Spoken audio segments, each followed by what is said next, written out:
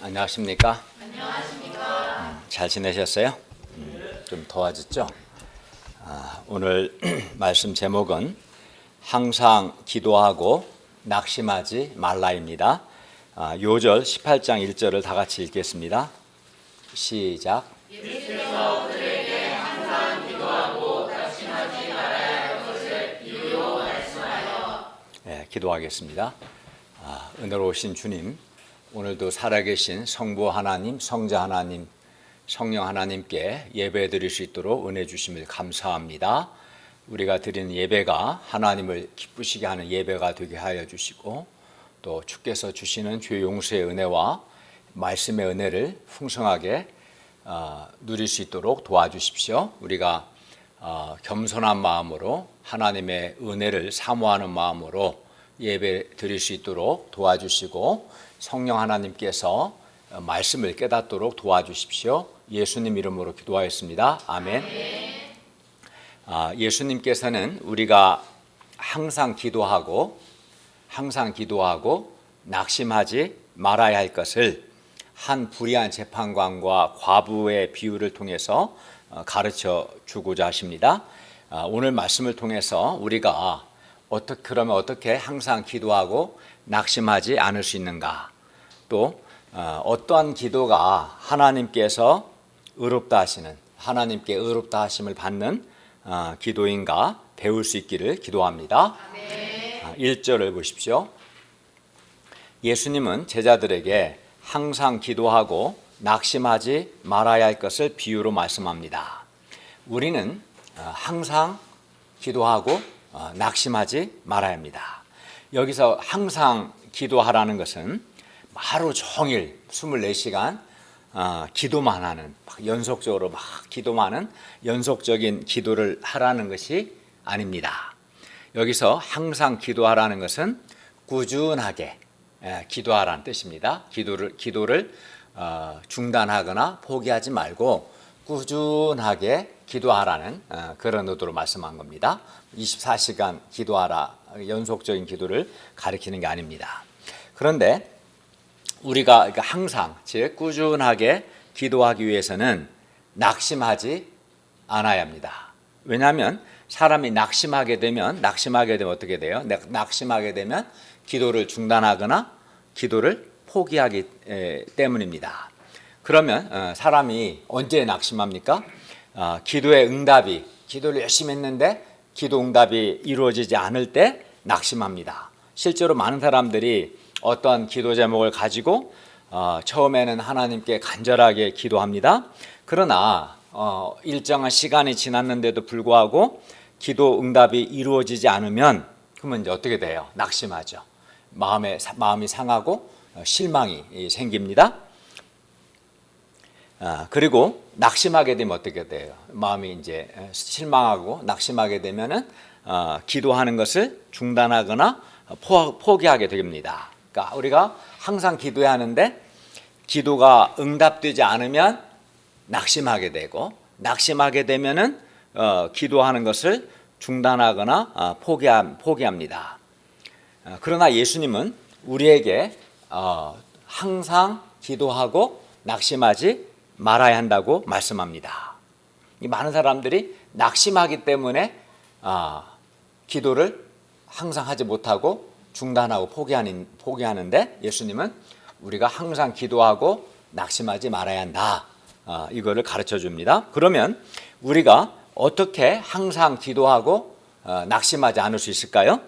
결론은 하나님께서 우리의 기도를 응답하신다는 믿음이 있어야 합니다. 그러니까 하나님께서 나의 기도를 반드시 응답하신다, 그 믿음 있는 사람은 낙심하지 않습니다. 항상 낙심하지 않기 때문에 항상 꾸준하게 중단하지 않고 기도할 수 있습니다.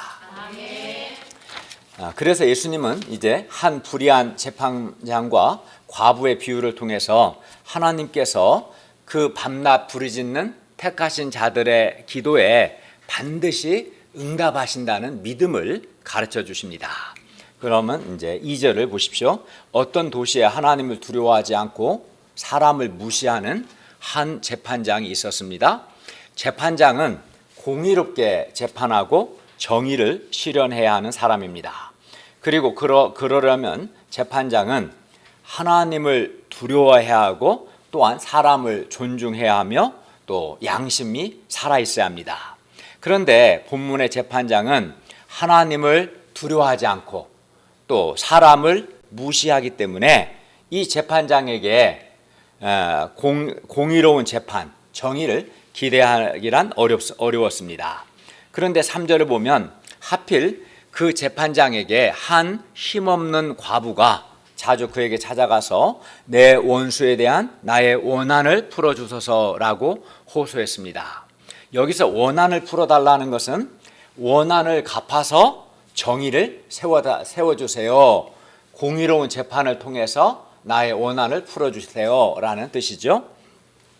이 과부가 원한이 뭔가는 알 수 없어요. 예를 들어서 뭐 억울하게 사기를 당했을 수도 있고 아니면 자기 남편이 억울하게 죽었을 수도 있습니다. 과부의 원한이 무엇인지 우리가 알 수는 없으나 과부가 원한을 풀어달라고 하는 걸 보면 과부가 억울한 일을 당한 것은 분명합니다. 근데 당시 과부는 힘없는 사람, 약한 사람을 대표했습니다.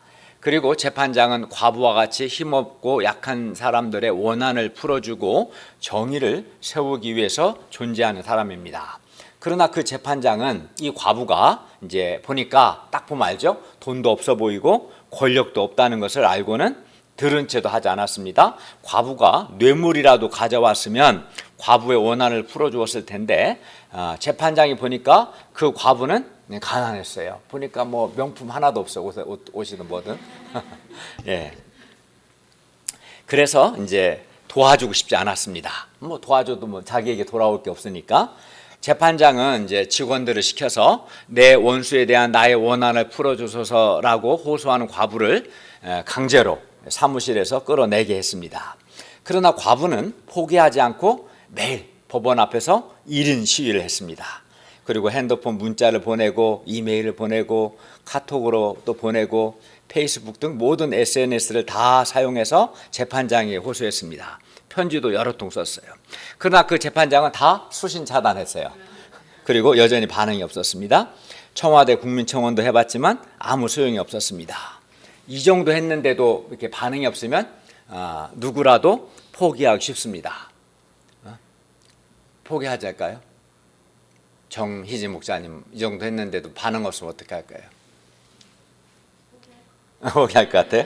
아마 많은 사람들이 포기하기 쉬울 겁니다.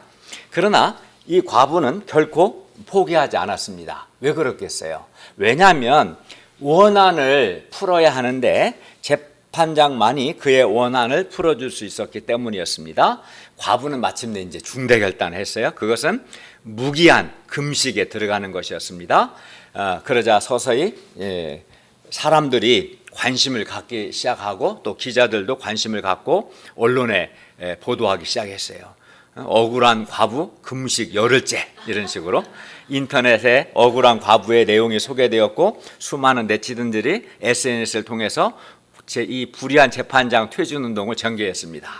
불의한 재판장은 빨리 과부의 원한을 풀어주라 이렇게 요구했어요. 그러자 재판장은 이 과부 때문에 도대체가 너무나 번거롭고 괴로워서 과부의 원한을 풀어주고자 이제 마음먹었습니다. 4절을 보십시오. 그 재판장은 얼마 동안 듣지 않았습니다. 얼마 동안이었을까요? 아마 한 달이었을까요? 아니면 1년이었을까요? 우리가 얼마 동안인지 정확히 알 수 없지만 어쨌든 이 재판장은 얼마 동안 과부의 원한을 풀어달라는 말을 듣지 않았습니다. 그러나 후에 그는 속으로 이렇게 생각했어요. 4절 하반절 5절을 보십시오. 내가 하나님을 두려워하지 않고 사람을 무시하나. 이 재판관은 자기가 하나님을 두려워하지 않고 사람을 무시하는 사람이라는 걸 자기도 잘 알고 있었어요. 그러나 이 과부가 나를 번거롭게 하니 내가 그 원한을 풀어주리라. 그렇지 않으면 늘 와서 나를 괴롭게 하리라. 재판장의 이 말을 들어보면 재판장이 마음이 바뀐 것은 재판장이 하나님을 두려워하게 되었다거나 혹은 사람을 존중하게 되었다거나 한 것이 아니었습니다. 순전히 자기가 번거롭지 않기 위해서 자기가 괴롭지 않기 위해서 과부의 원한을 풀어주고자 한 것이었습니다. 재판장이 볼 때 그 과부는 재판장이 자기 원한을 풀어줄 때까지 늘 와서 자기를 번거롭게 하고 괴롭게 할 것이 아주 분명해 보였어요. 그래서 재판장은 자기가 괴롭지 않기 위해서 이제 과부의 원한을 풀어주고자 마음 먹었던 겁니다. 6절에서 8절 상반절을 보십시오. 예수님께서 또 말씀하셨습니다. 불의한 재판장의 말한 것을 들으라. 하물며 하나님께서 그 밤낮 부르짖는 택하신 자들의 원한을 풀어주지 아니하시겠느냐. 그들에게 오래 참으시겠느냐. 내가 너희에게 이르노니 속히 그 원한을 풀어주시리라. 하나님께서는 그 밤낮 부르짖는 택하신 자들의 원한을 반드시 풀어주신다고 말씀합니다. 그것도 이 과부 재판장처럼 얼마 동안 그게 아니라 속히 그 원한을 풀어주십니다. 하나님은 오래 참지 않으십니다. 왜 그럴까요? 왜냐하면 하나님은 이 불의한 재판장과 같지 않기 때문에 그렇습니다. 하나님은 공의로운 재판장이십니다. 무엇보다 하나님은 재판장 되시니 하나님은 무엇보다 그 택하신 자들의 아버지가 되십니다. 네. 그리고 우리는 힘없는 과부가 아니라 하나님께서 사랑하시는 자녀입니다. 그렇기 때문에 하나님은 그 밤낮 부르짖는 택하신 자들의 원한을 속히 풀어주십니다. 예수님께서 오늘 본문에서 말씀하신 원한은 택하신 자들, 곧 하나님의 여기서 택하신 자들은 하나님의 자녀들을 가리키고 하나님의 자녀들의 원한입니다. 초대교회 신자들은 하나님을 경외하고 하나님 말씀대로 거룩하고 경건하게 살고자 애썼습니다. 그러자 세상 사람들은 불신자들은 그들의 그러한 삶을 싫어하고 미워했습니다. 그리고는 이런저런 방법으로 핍박했습니다. 우리가 역사를 보면은 초대교회 당시에 많은 박해가 있었어요. 예를 들어 재산을 빼앗기도 하고 또 옥에 가두기도 하고 심지어 죽이기까지 했습니다. 하나님의 택하신 자들은 의롭고 거룩하게 살았는데 오히려 그러한 고통을 당했으므로 억울하죠. 억울한 일을 당한 거예요. 잘못하지 않았는데도 박해를 받고 비난을 받고 재산을 빼앗기고 억울하죠. 억울한 일을 당했습니다. 그러면 사람이 원한이 생기겠죠. 분한 마음이 생기죠. 그러나 그들은 세상에서만큼은 본문의 이 과부처럼 당시 힘이 없고 약했습니다. 그들이 도움을 청할 수 있는 분은 그래서 오직 하나님밖에 없었습니다. 그래서 그들은 밤낮 부르짖어 기도했습니다. 하나님 아버지, 내 원수에 대한 나의 원한을 풀어주소서. 그러나 현실을 보면 낙심이 되었습니다. 항상 기도하지만 기도가 응답되는 것 같지 않아서 여러 번 기도를 포기하고 싶은 마음이 들었습니다. 또 어떤 때는 이렇게 밤낮 부르짖어 기도하는 것이 무슨 소용이 있는가 회의적인 생각이 들 때도 있었습니다. 그러나 예수님은 뭐라고 하십니까? 6절 하반절 8절 다시 보시면 불의한 재판장이 말한 것을 들으라. 하물며 하나님께서 그 밤낮 부르짖는 택하신 자들의 원한을 풀어주지 아니하시겠느냐? 풀어주신다는 거죠. 그들에게 오래 참으시겠느냐? 오래 참지 않는다는 거예요. 내가 너에게 이르노니 속히 그 원한을 풀어주시리라. 그렇습니다. 하나님께서 택하신 자들의 밤낮 부르짖는 기도에 속히 응답하십니다. 그런데 우리 역시 하나님을 두려워하지 않는 이 불신 세상에서 하나님이 택하신 자로서 거룩하게 살고 하나님의 말씀대로 살고자 할 때 우리도 초대교회 신자들처럼 불이익을 당할 수 있고 또는 핍박이나 박해를 받을 수도 있고 또는 오해를 받을 수도 있고 또는 억울한 일을 당할 수도 있습니다. 그래서 우리도 억울한 일을 당하면 어떻게 했어요? 마음에 이제 원한이 생기는 거죠. 억울함이, 여기서 원하는 억울함입니다. 억울함이 생길 수 있습니다. 우리는 또 캠퍼스에서 하나님 말씀에 순종해서 전도하다가 학생들로부터 무시를 당하기도 하고 때로는 배척을 받기도 하고 때로는 이상한 사람처럼 취급받을 수도 있습니다. 우리가 하나님의 택하신 자로서 거룩하게 구별된 삶을 살고 또 하나님께서 우리에게 맡기신 사명을 감당하려고 하면 반드시 어려움과 억울한 일을 겪게 돼요. 그렇기 때문에 또 원한이 생길 수밖에 없습니다. 그러나 우리가 밤낮 부르짖어 기도할 때 하나님께서 그 밤낮 부르짖는 택하신 자들의 원한을 어떻게 합니까? 속히 풀어주십니다. 그리고 우리에게 하나님께서 그 밤낮 부르짖는 택하신 자들의 원한을 속히 풀어주신다는 믿음이 있으면, 우리에게 이런 믿음이 있으면 우리는 어떻게 할까요? 낙심하지 않죠. 하나님이 밤낮 부르짖는 택하신 자들의 원한을 속히 풀어주신다는 믿음이 우리에게 있으면 우리는 낙심하지 않고 항상 기도할 수 있을 겁니다. 그런데 오늘 7, 8절을 가만히 보면 예수님은 모순되는 듯한 말씀을 합니다. 7절 상반절에 밤낮 부르짖는다라는 말은 기도가 빨리 응답되지 않는다는 것을 전제로 하신 말씀입니다. 기도가 빨리 응답되었으면 밤낮 부르짖을 필요 없겠죠. 매일 밤낮 부르짖는단 말은 기도가 지금 응답되지 않고 있다라는 뜻입니다. 딱 한 번 기도했는데 곧바로 응답이 되었다면, 기도 응답을 받으면, 또는 몇 번 만에 기도 응답을 받았다면 굳이 밤낮 부르짖어 기도할 필요가 없을 겁니다. 여러 번 기도했는데도 불구하고 기도 응답을 받지 못했기 때문에 밤낮 부르짖어 기도하는 것이겠죠. 그러므로 7절 상반절 밤낮 부르짖는다는 이 말씀을 통해 예수님은 우리의 기도가 우리의 생각처럼 빨리 응답되지 않을 수 있다는 암시를 우리에게 주십니다. 그러나 또 7절 하반절과 8절에서는 우리가 본 것처럼 뭐라고 했어요? 그들에게 오래 참으시겠느냐? 오래 참지 않는다는 거죠. 속히 그 원한을 풀어주시리라 라고 말씀하심으로써 하나님께서 속히 택하신 자들의 원한을 풀어주신다고 말씀합니다.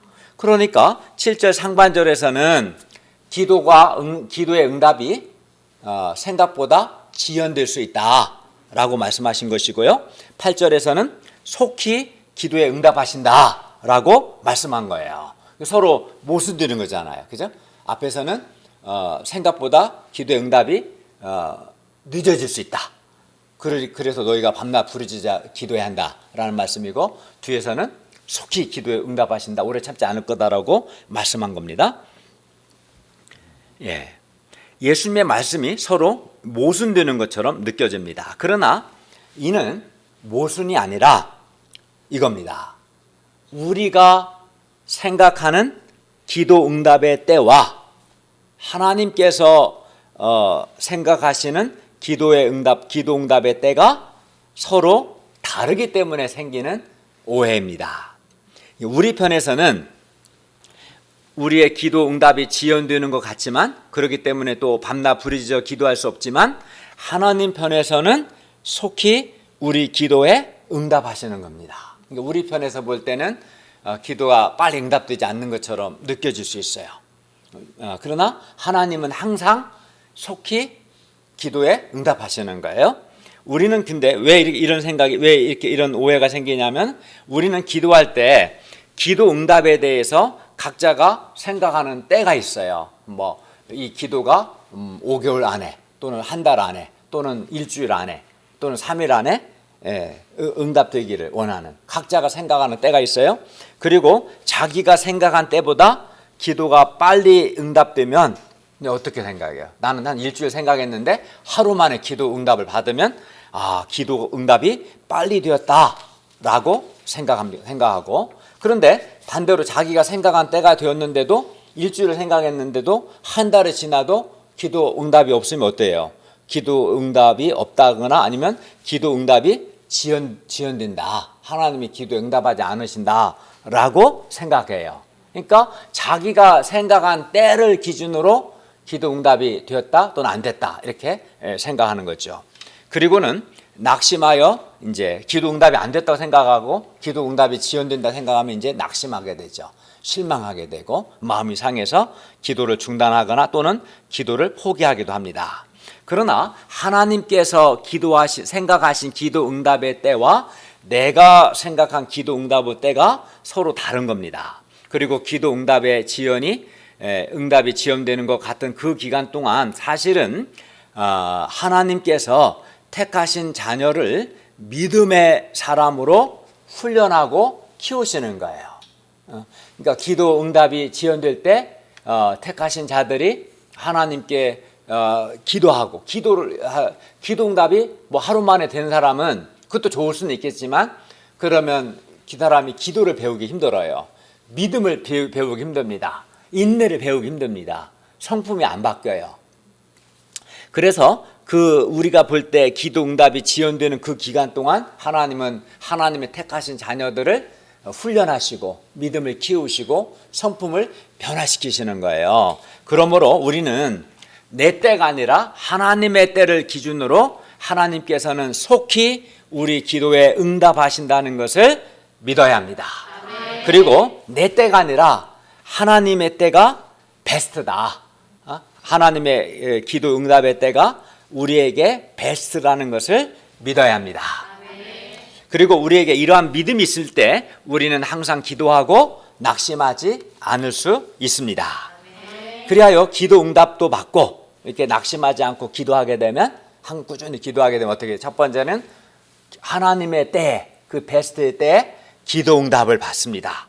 좋죠? 또 내 기도에 응답하시는 하나님을 체험하게 될 것입니다.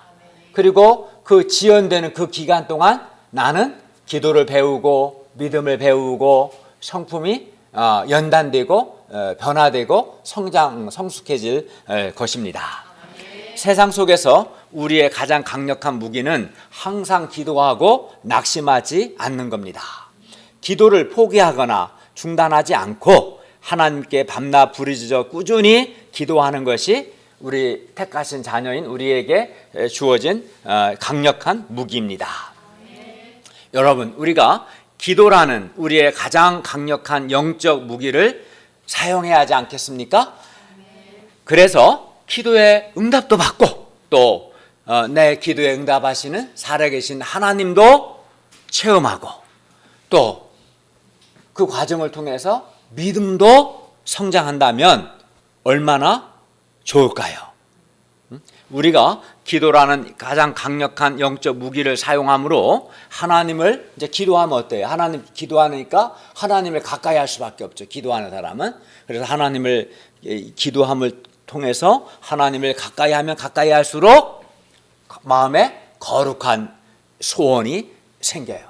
기도하지 않는데 말씀을 안 듣는데 소원이 생길 수는 없어요. 하나님의 말씀을 듣고 기도에 힘쓰다 보면 하나님께서 나한테 내 마음에 거룩한 소원을 주십니다. 또 기도하다 보면 하나님께서 내 내면에 내적인 힘을 주셔요. 그리고 기도할 때 하나님께서 신령한 복을 주십니다. 반면 하나님께 대한 소원이 부족하고 소원이 없는 사람 또는 게으르고 안일하기 때문에 기도하지 않으면 이런 사람은 이제 기도 안 하죠. 소원이 없거나 게으르거나 안일한 사람은 주로 TV를 보거나 인터넷을 많이 하고 잠을 많이 자고 기도는 안 해요. 다른 건 다 열심히 하는데. 그래서 그래갖고 이제 기도를 하지 않으면은 그 사람 어떻게 되겠어요? 기도 안 했으니까 기도 응답을 받을 수 없죠. 또 기도를 응답하시는 하나님을 체험할 수도 없죠. 믿음이 성장하지도 않죠. 또 연단을 받지도 못하죠. 그리고 그나마 있던 영적 소원도 사라지고 기도를 하지 않으면 자꾸 인간적이고 육신적인 사람이 되기 쉽습니다. 성령의 지배를 안 받으니까 생각이 인간적이 돼요. 하나님을 가까이 하지 않기 때문에 마음에 소원이 없고 힘이 없게 됩니다.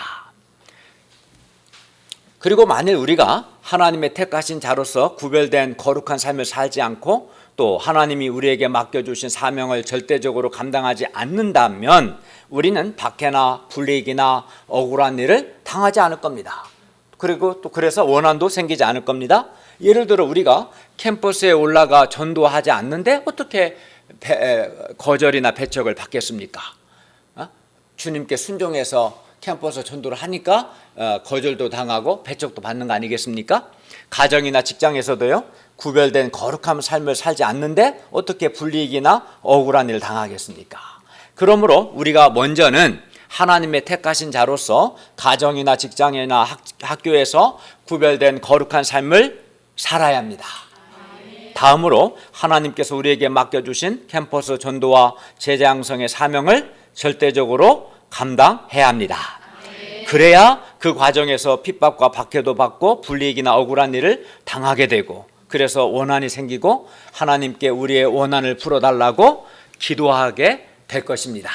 원한이라는 게 저 사람을 미워하고 그런 차원보다도 나의 이 억울함을 풀어달라는 거예요.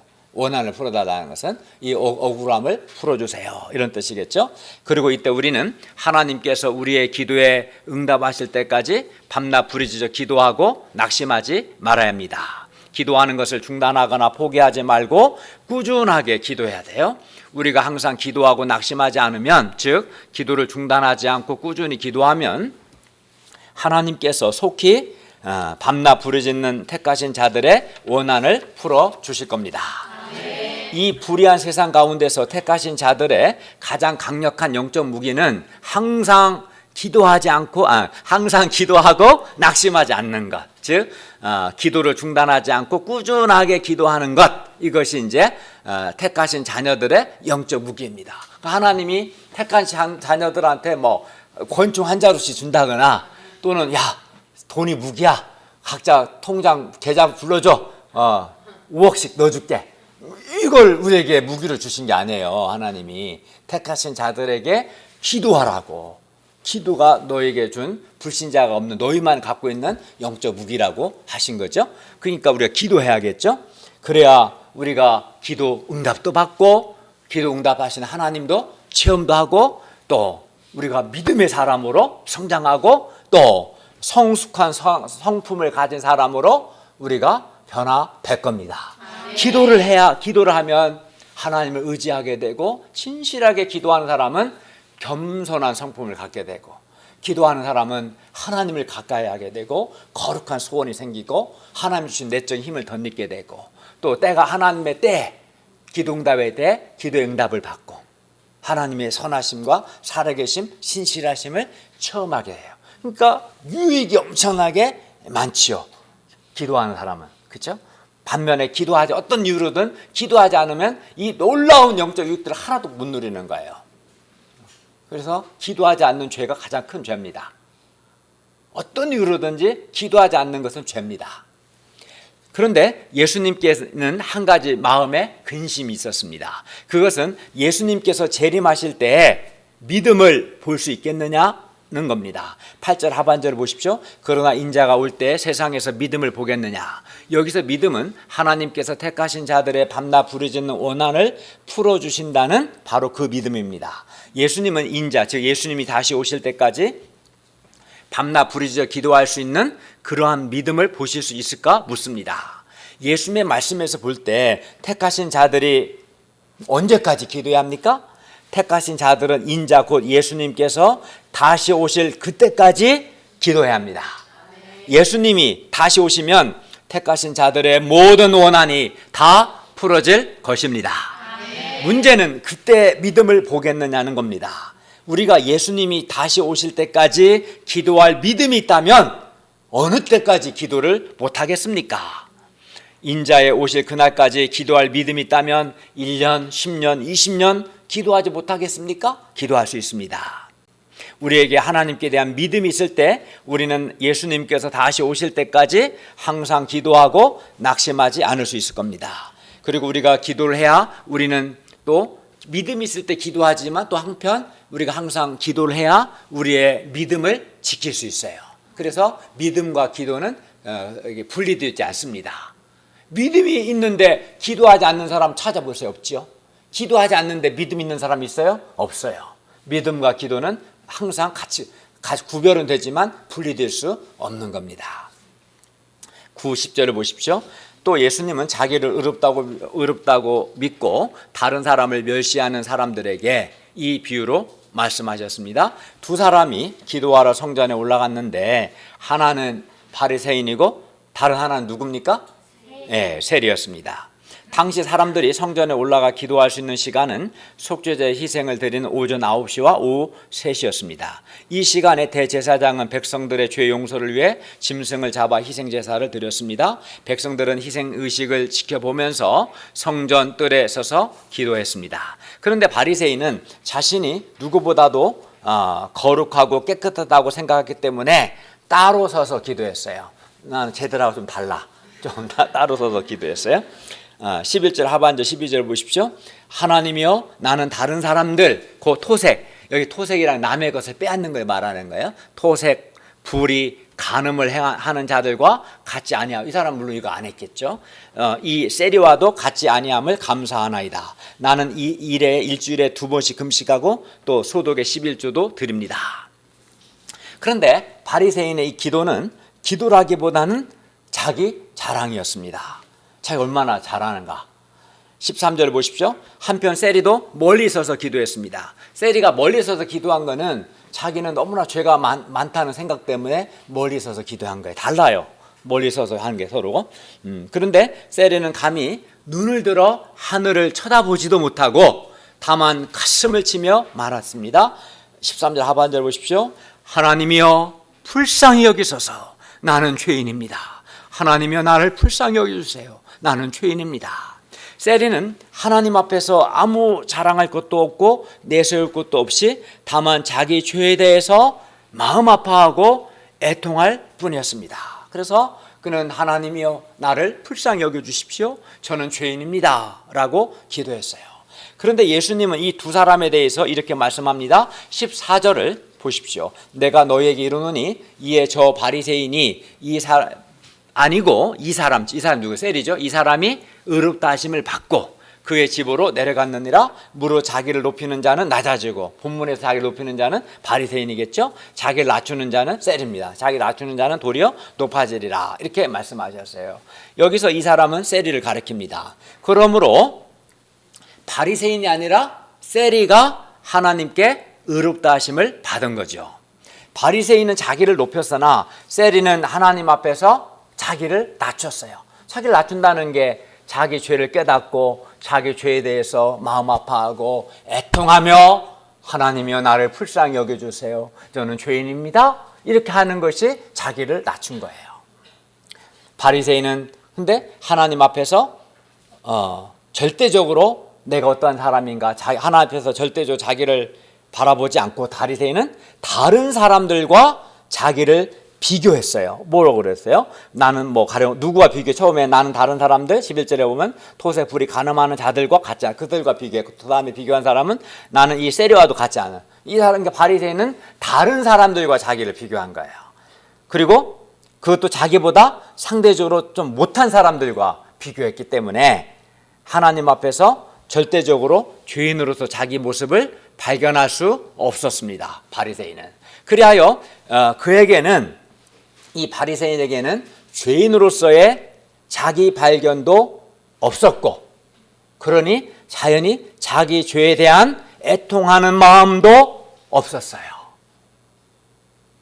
도리어 상대적인 자기의가 있었어요. 나는 다른 사람보다 좀 의롭다는, 나는 세리와 같지 않다는, 나는 토색, 불의, 간음하는 자들과 같지 않다는 자기의가 있었던 거죠. 이러한 바리새인은 의롭다함을 받지 못하고 도리어 하나님 앞에서 낮아졌습니다. 그러나 세리는 자신을 다른 사람들과 비교하지 않고 하나님 앞에서 절대적이란 말은 다른 사람과 비교하지 않고 이제 하나님 앞에서 자기를 바라보았다는 뜻입니다. 그리고 세리가 하나님 앞에서 절대적으로 자기 자신을 바라보니 자신은 하나님께 큰 죄인이었습니다. 하나님 앞에서 자기를 바라보니 자신은 하나님의 긍휼이 아니고는 도저히 용서받을 수 없는 큰 죄인이었던 겁니다. 그래서 그는 가슴을 치며 회개하고 하나님의 긍휼을 구한 겁니다. 예수님께서는 이러한 세리를 도리어 의롭다 말씀하셨어요. 하나님 앞에서 절대적으로 자기를 바라보는 사람은 오늘 본문의 세리와 같이 자기가 죄인이라는 것을 깨달을 수밖에 없어요. 그리고 그렇기 때문에 또 자기 죄에 대해서 애통해하며 하나님 앞에서 자기를 낮추는 겸손한 기도를 할 수밖에 없습니다. 하나님 앞에서 자기를 발견한 사람은 자기 죄를 깨닫게 되고, 그러니까 자기 죄에 대해서 애통하게 되고 하나님의 긍휼을 구하는 겸손한 기도를 할 수밖에 없는 것이죠. 사람들과 자기를 비교하지 않고 하나님 앞에서 자기를 바라보는 사람은 자기 죄를 깨달을 수밖에 없고, 그래서 이렇게 겸손하게 기도합니다.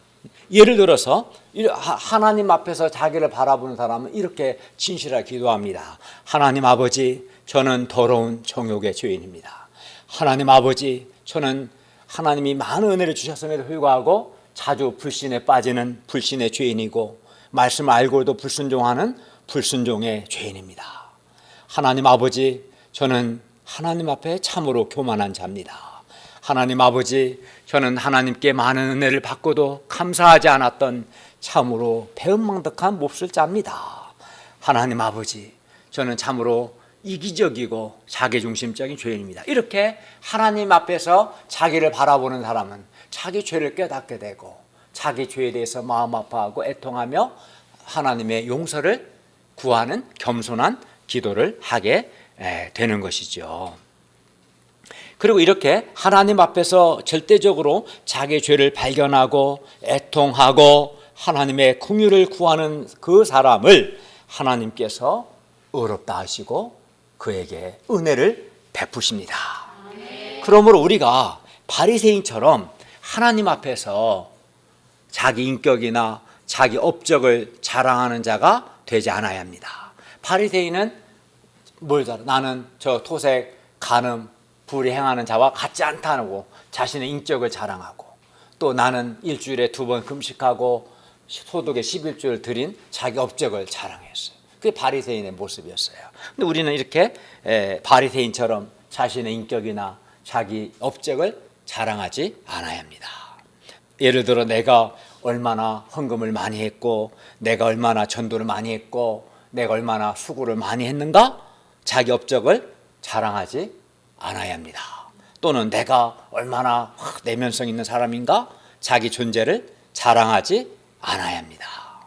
오히려 세리처럼 하나님 앞에서 절대적으로 내가 어떤 죄인인가 깨닫고 애통하며 하나님의 긍휼을 구해야 합니다. 그리하면 하나님께서 우리를 의롭다 하시고 높이실 것입니다. 그런데 안타깝게도 교만한 사람은 자기 죄를 깨닫지 못합니다. 교만한 사람은. 그래서 그런 교만한 사람의 소감은 구체적이지 않아요. 두리뭉실합니다. 자기가 어떤 죄인인가 깨닫지 못하니까 그냥 막연한 말하고 두리뭉실합니다. 또 죄인으로서 자기 발견이나 자기 죄에 대한 애통함이 없거나 많이 부족합니다. 은혜가 안 되죠. 그래서 교만한 사람을 돕기가 매우 어렵습니다. 그러므로 우리는 이렇게 기도해야 합니다. 하나님이여, 제가 정직하게 저의 모습을 보도록 저의 눈을 열어주십시오. 하나님이여, 나를 불쌍히 여기사 나의 죄를 깨닫게 하시고 제가 저의 죄에 대해서 애통하는 마음을 갖도록 도와주시옵소서. 우리가 성령 하나님의 도우심으로 하나님 앞에서 자기 죄를 깨닫고 자기 죄에 대해서 애통하는 그러한 삶을 살고 그러한 기도를 할 수 있기를 바랍니다. 그래서 하나님께 의롭다함을 받고 하나님으로부터 높임을 받는 자가 되기를 간절히 기도합니다. 15절을 보십시오. 사람들이 예수님께서 만져주심을 바라고 자기 어린 아기를 데리고 오매 제자들이 보고 꾸짖었습니다. 여기서 만져주심을 바란다는 것은 예수님으로부터 축복받기를 원한다는 뜻입니다. 16절을 보십시오. 예수님께서 그 어린 아이들을 불러 가까이 하시고 말씀하셨습니다. 어린 아이들이 내게 오는 것을 용납하고 금하지 말라. 왜냐하면 하나님의 나라가 이런 자의 것, 즉 어린 아이들의 것이기 때문이다 라고 하셨어요. 여기서 하나님의 나라가 이러한 자의 것이라는 것은 어린 아이들과 같이 어린아이 겸손하고 단순하게 예수님을 영접하고 하나님의 말씀을 받아들이는, 즉 하나님의 말씀을 믿고 순종하는 자들의 것이다. 즉 그러한 자들이, 어린아이와 같이 그러한 자들이 하나님의 통치를 받는다라는 뜻입니다. 가령 우리 서준이나 지은이 하람이 왔던 어린아이 봐봐요. 막 뭐 엄마가 말하면 그대로 단순하게 믿지, 의심하고 머리 굴리고 못 믿고 막 따지고 증명해봐 하면서 막 그래요? 안 그렇죠. 그 어린아이에게는 엄마 아빠 말을 그냥 단순하게 순수하게 겸손하게 받아들이, 그런 의미로 어린아이 같이 대한다, 그렇게 말씀한 거예요. 17절에 보십시오. 한번 읽어볼까요? 17절 시작. 내가 진실로 너희에게 이르노니 누구든지 하나님의 나라를 어린아이와 같이 받아들이지 않는 자는 결단코 거기 들어가지 못하리라 하시니라. 어린아이가 하나님의 나라를 받아들이는 것 같이 하나님의 나라를 받아들이지 아니하는 자는 결단코 하나님 나라에 들어가지 못한다고 말씀합니다. 예수님이 아주 세게 말씀하셨어요. 결단코, 결코 그런 자는 하나님 나라에 들어가지 못한다. 어린아이는 말씀드린 것처럼 겸손하고 단순하고 순수합니다.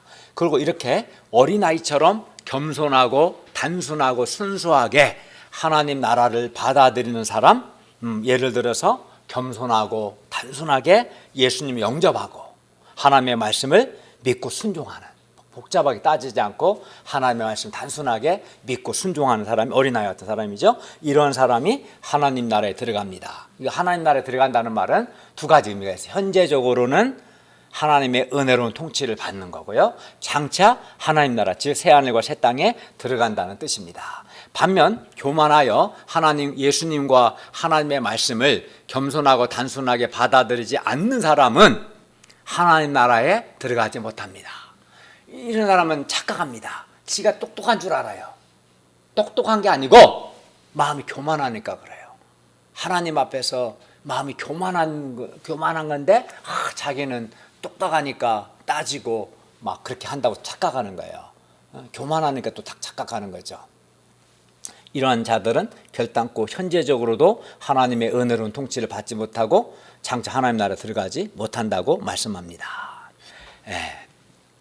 그러므로 우리가 어린아이와 같이 단순하고 겸손하게 예수님을 먼저는 영접하고 하나님의 말씀을 믿고 순종함으로 현재적으로 하나님의 은혜로운 통치를 받고 또 장차 하나님 나라 그 새하늘과 새 땅에 들어갈 수 있기를 기도합니다.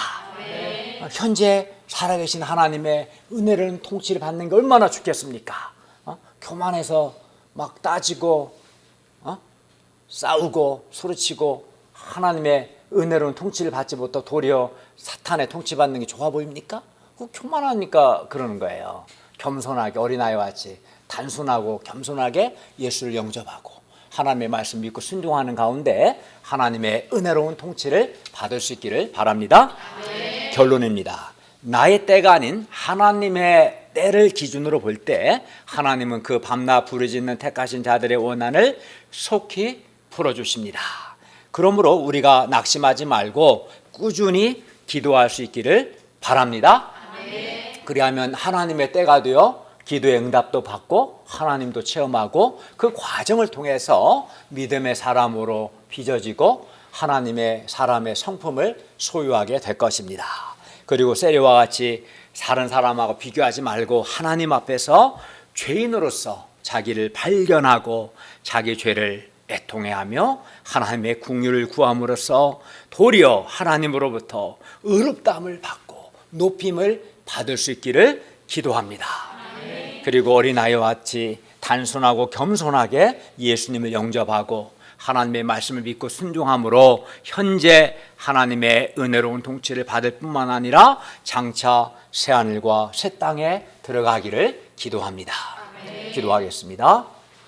오늘 오신 주님, 우리가 하나님의 때를 기준으로 볼 때 하나님께서 택하신 자들이 밤낮 부르짖는 기도에 속히 응답하신다는 걸 믿고 항상 기도하고 낙심하지 않게 해주십시오. 그리고 바리새인과 같이 다른 사람과 비교하는 교만하고 쓸모없는 자가 되지 아니하고 하나님 앞에서 내가 어떠한 자인지 자기를 발견하고 특히 자기 죄를 발견하고 자기 죄에 대해서 마음 아파하며 애통하며 겸손히 하나님의 긍휼을 구함으로 하나님께 의롭다함을 받고 높임을 받는 그러한 자들이 되게 하여 주시오며 어린아이와 같이 예수님을 영접하고 단순하고 순수하게 하나님 믿고 순종함으로 하나님의 통치를 받도록 도와주시옵기를 기도합니다. 주께서 우리를 불쌍히 여겨주셔서 내가 하나님 앞에서 어떠한 자인가